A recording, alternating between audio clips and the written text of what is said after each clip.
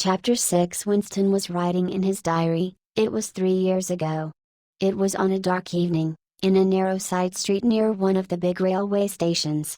She was standing near a doorway in the wall, under a street lamp that hardly gave any light. She had a young face, painted very thick. It was really the paint that appealed to me, the whiteness of it, like a mask, and the bright red lips. Party women never paint their faces. There was nobody else in the street, and no telescreens. She said $2. For the moment it was too difficult to go on. He shut his eyes and pressed his fingers against them, trying to squeeze out the vision that kept recurring. He had an almost overwhelming temptation to shout a string of filthy words at the top of his voice. Or to bang his head against the wall, to kick over the table, and hurl the inkpot through the window, to do any violent or noisy or painful thing that might black out the memory that was tormenting him. Your worst enemy, he reflected, was your own nervous system. At any moment the tension inside you was liable to translate itself into some visible symptom. He thought of a man whom he had passed in the street a few weeks back, a quite ordinary-looking man, a party member, aged 35 to 40, tallish and thin, carrying a briefcase. They were a few meters apart when the left side of the man's face was suddenly contorted by a sort of spasm. It happened again just as they were passing one another. It was only a twitch, a quiver, rapid as the clicking of a camera shutter, but obviously habitual. He remembered thinking at the time, that poor devil is done for. And what was frightening was that the action was quite possibly unconscious. The most deadly danger of all was talking in your sleep. There was no way of guarding against that, so far as he could see. He drew his breath and went on writing. I went with her through the doorway and across a backyard into a basement kitchen. There was a bed against the wall, and a lamp on the table, turned down very low. His teeth were set on edge. He would have liked to spit. Simultaneously with the woman in the basement kitchen he thought of Catherine, his wife. Winston was married, had been married, at any rate, probably he still was married, so far as he knew his wife was not dead. He seemed to breathe again the warm stuffy odor of the basement kitchen, an odor compounded of bugs and dirty clothes and villainous cheap scent, but nevertheless alluring, because no woman of the party ever used scent, or could be imagined as doing so. Only the proles used scent. In his mind the smell of it was inextricably mixed up with fornication. When he had gone with that woman it had been his first lapse in 2 years or thereabouts. Consorting with prostitutes was forbidden, of course, but it was one of those rules that you could occasionally nerve yourself to break. It was dangerous, but it was not a life and death matter.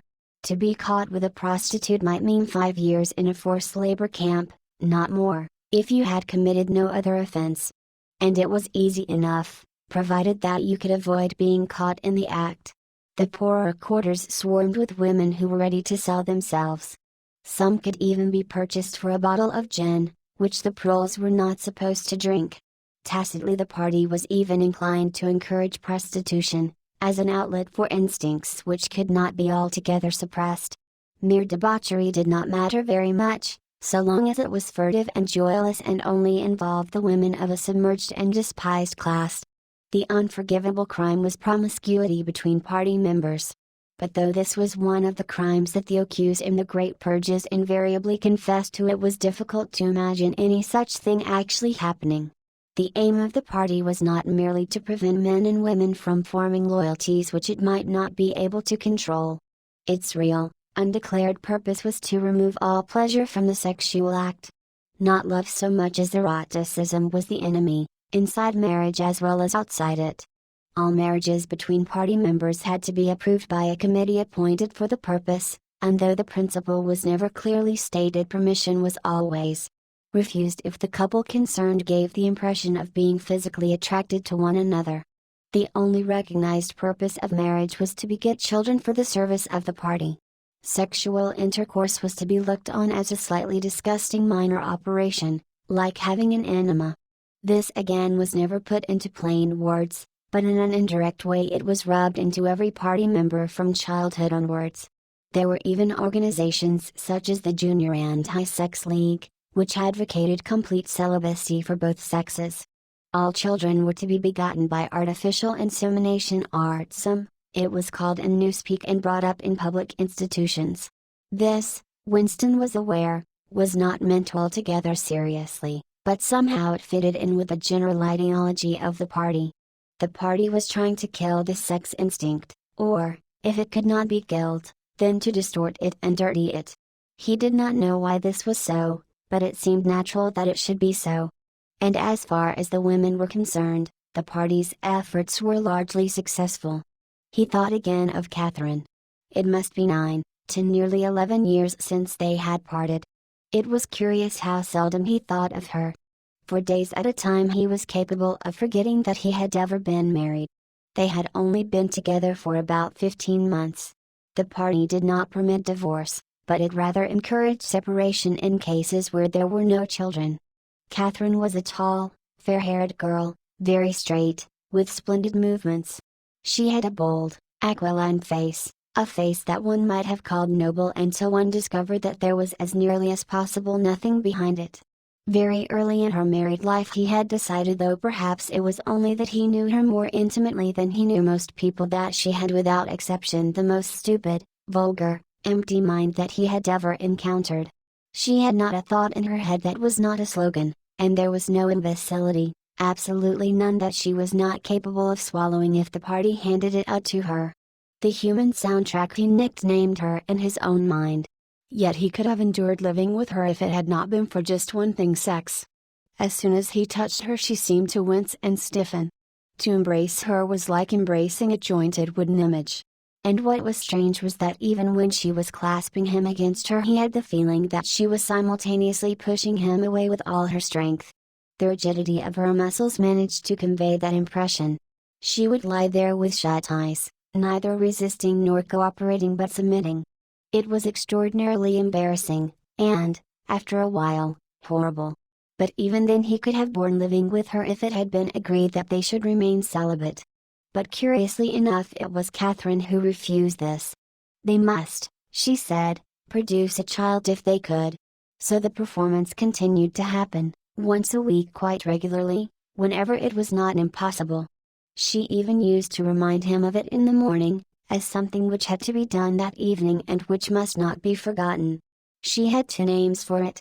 One was making a baby, and the other was our duty to the party. Yes, she had actually used that phrase. Quite soon he grew to have a feeling of positive dread when the appointed day came round. But luckily no child appeared, and in the end she agreed to give up trying, and soon afterwards they parted. Winston sighed inaudibly.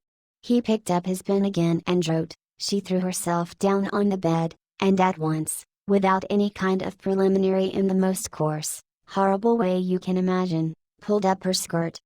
He saw himself standing there in the dim lamplight, with the smell of bugs and sheep scent in his nostrils, and in his heart a feeling of defeat and resentment which even at that moment was mixed up with the thought of Catherine's white body, frozen forever by the hypnotic power of the party. Why did it always have to be like this? Why could he not have a woman of his own instead of these filthy scuffles at intervals of years? But a real love affair was an almost unthinkable event. The women of the party were all alike. Chastity was as deep ingrained in them as party loyalty.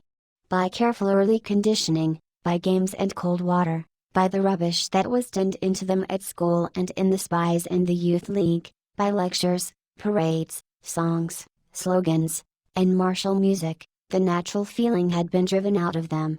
His reason told him that there must be exceptions, but his heart did not believe it. They were all impregnable, as the party intended that they should be.